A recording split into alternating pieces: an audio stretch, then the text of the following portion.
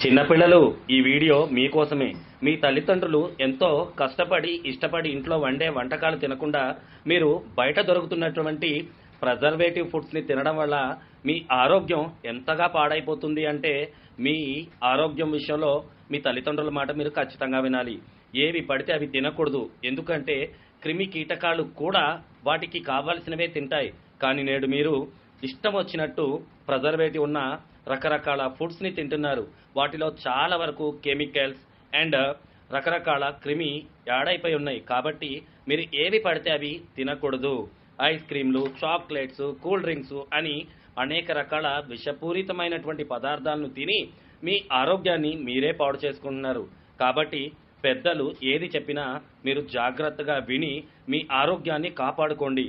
అనారోగ్య బారిన పడే వయసు కాదు మీది. అండ్ తల్లిదండ్రులు మీరు కూడా ఈ విషయాన్ని గమనించాలి. పిల్లలు అడిగారు కదా అని డబ్బు పెట్టి జబ్బుని కొని తీసుకురాకండి.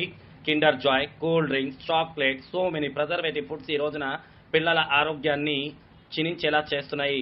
రీసెంట్గా 8 సంవత్సరాల పాపకి హార్ట్ అరెస్ట్ జరిగింది. రక్తంలో అనేక రకాల మలినాలను మీరు కొని వాళ్ళకి ఇస్తున్నారు. కాబట్టి ప్రతి తల్లిదండ్రి పిల్లల విషయంలో అనేక రకాల జాగ్రత్తలు తీసుకోవాల్సినటువంటి